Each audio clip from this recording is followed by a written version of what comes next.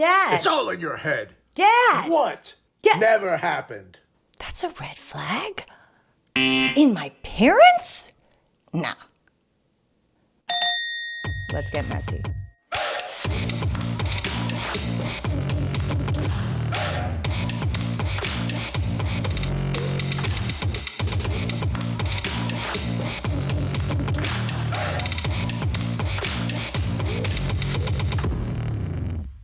Welcome, my beautiful friends. I'm Natalie, and I'm here to share with you how I've turned my messes into messages and come out the other side. I'm not a doctor, so if you feel you need one, please get one.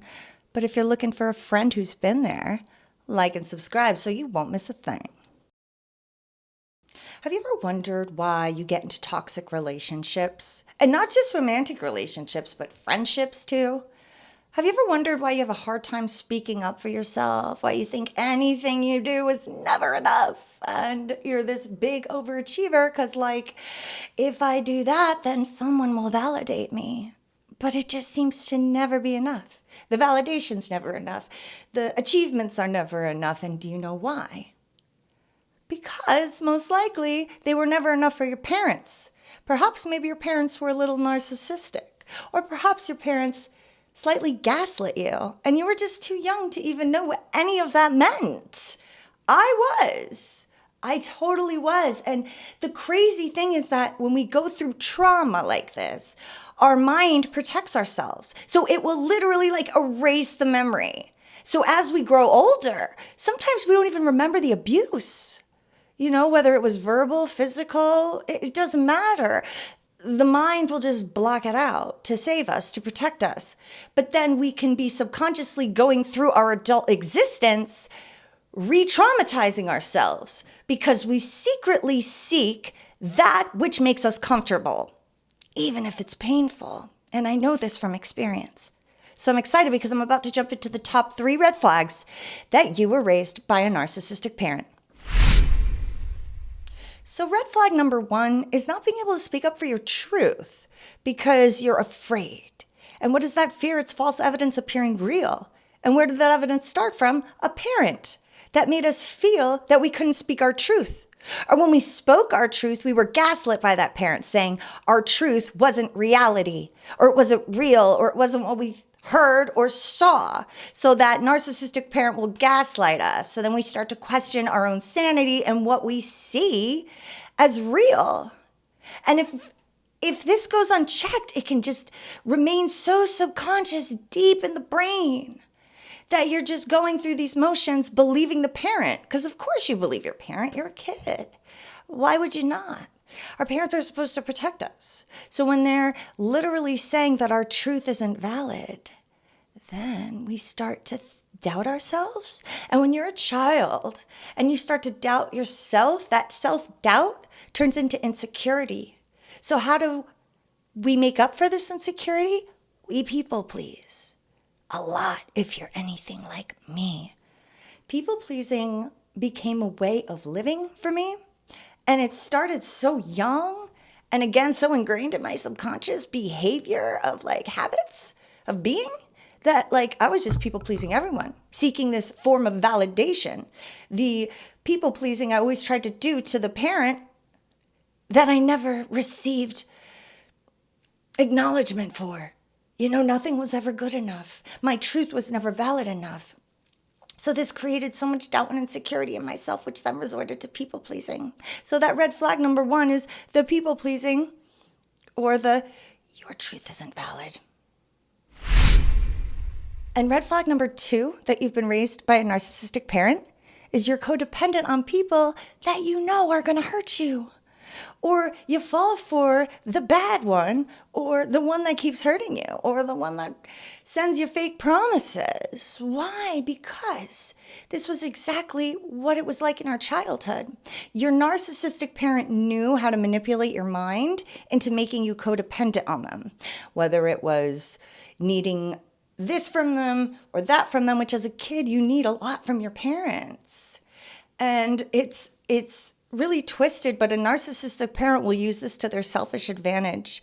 And they don't look at a child as a child. It's almost like we're just a pawn in their chess game, something that they can benefit from, something that gives them some type of enjoyment or thrill, and it's not our parents' fault, right? The cycle started somewhere, and it was probably from their parents who were their parents, and this cycle just keeps going until you break it. Someone has to break it, or it just keeps repeating itself. So we live in a time of a lot of information. We're very lucky today that we have all this info at our disposal. So knowledge is just, a few clicks away.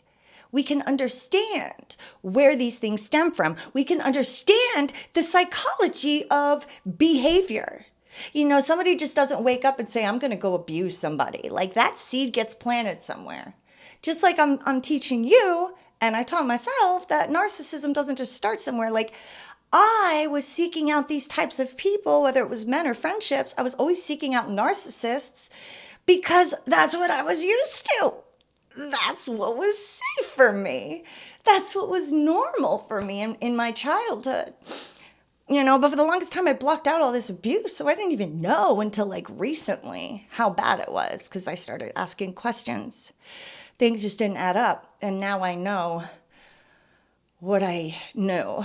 And if you're watching this video right now, you know that this desire to be abused and hurt by others didn't just pop into your life.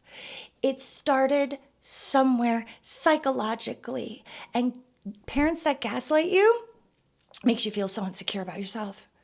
Makes you feel so doubtful of yourself. That you just become codependent on the wrong people and things. But when you become healthy, you won't be codependent on anything but your soul, your spirit, because that's where the real love comes from. And red flag number 3 that you've been raised by a narcissistic parent is if you notice now you can't sit still for very long. If you notice that you're a fidgeter with your nail, bite your lip, play with your hair, pick on something, like we fidget because we can't sit still. And why is this? When you've been raised by a narcissistic parent, don't be lazy. When I was your age, I couldn't sit around and watch TV. We didn't have video games. We didn't have the internet, and this was something my parent threw on me a lot, and it's just excuses, It's like, well, yeah, but you had other things. And when a parent lands all these excuses, it's just like, it's validation of their sickness. Because we should all just be like, enjoy and love, especially if you're a parent, I would think. I don't have kids, but I would think, like, why would you have a kid? But life is a roller coaster of ups and downs, suffering and joy. And it's how we get through the suffering, the trauma, that makes us who we are. And another reason it's hard to sit still is the body keeps score. The body is full of all these trauma responses that we can be completely unaware of. So if you sit still for too long, we get in our heads and then we start replaying things, the future things, the past things, living in depression or living in the future of anxiety, because that kept us out of the present moment when we were children.